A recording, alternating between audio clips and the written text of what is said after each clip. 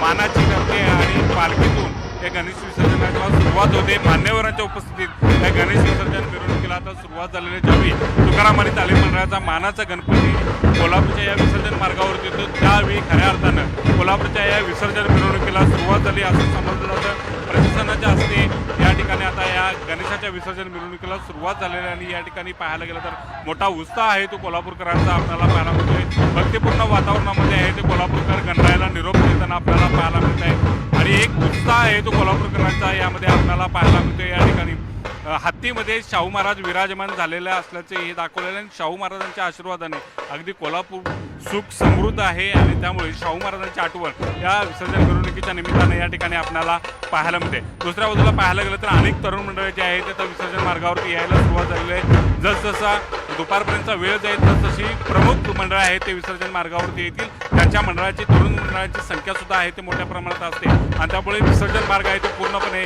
त्यामुळे व्यापून जाणार आहे. तर रात्रीच्या सुमारास आहे ते लाईट इफेक्ट्स आणि साऊंड इफेक्टची मंडळ आहेत ते विसर्जन मार्गावरती येतात. दरवर्षी मागे पुढे येण्यावरून आहे तो वाद निर्माण होत असताना आपल्याला पाहायला मिळते. मात्र यावेळी प्रथमच अशा पद्धतीनं पाहायला गेलं की या सगळ्या तरुण मंडळाच्यासाठी आहे ती लॉटरी पद्धत राबवण्यात आलेली आहे. त्यानुसार क्रम देण्यात आल्यानंतर हा वाद टाळण्याचा प्रशासनानं प्रयत्न केलेला आहे. त्यामुळे क्रमानुसारच आता मंडळ आहेत ते या मार्गावरती येणार आहे. त्यामुळे हा वाद आहे तो सुद्धा टाळणार आहे. एकूणच पाहायला गेलं तर सगळ्या गणपती विसर्जनाची